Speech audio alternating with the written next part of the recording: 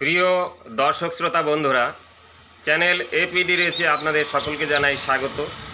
এই মুহূর্তে আমি আপনাদের সামনে এই চলমান চিত্রে উপস্থিত হয়েছি একটি ভেষজ উদ্ভিদের গুণাবলী বর্ণনা করব বলে।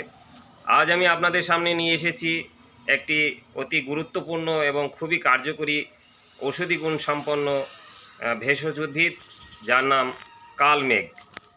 এই কালমেঘকে আয়ুর্বেদে অতি গুরুত্বপূর্ণ একটি ভেষজ উদ্ভিদ হিসাবে মানা হয়।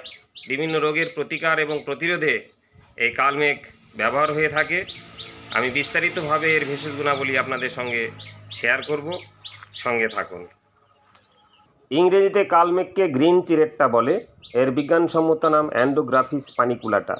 এটি অ্যান্টিসেপটিক হিসাবে কাজ করে।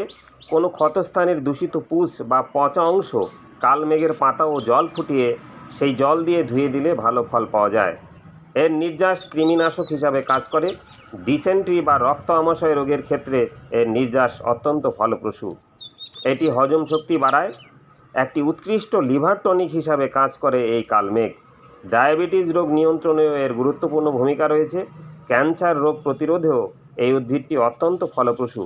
এছাড়াও জ্বর, সর্দি, কাশি, আর্থ্রাইটিস রোগের খুব ভালো ওষুধ হিসাবে কাজ করে এই কালমেঘ। এছাড়া ম্যালেরিয়া ও ডেঙ্গু জ্বর, পাকস্থলীর আলসার, মেয়েদের মাসিক সংক্রান্ত সমস্যা, শারীরিক দুর্বলতা, অরুচি, ক্ষুধামন্দা, কুষ্ঠরোগ, কলেরা ও বিষাক্ত পোকামাকড়ের দংশন, এমনকি সাপের কামড়েও কালমেঘের নির্যাস অত্যন্ত ফলপ্রসূ।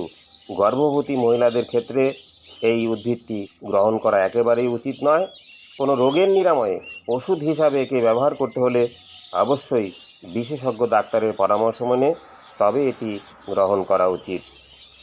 প্রিয় দর্শক শ্রোতা বন্ধুরা, আজ আমি আপনাদের সাথে এই কালমেঘের ভেষজ গুণাবলী বিস্তারিতভাবে আলোচনা করলাম।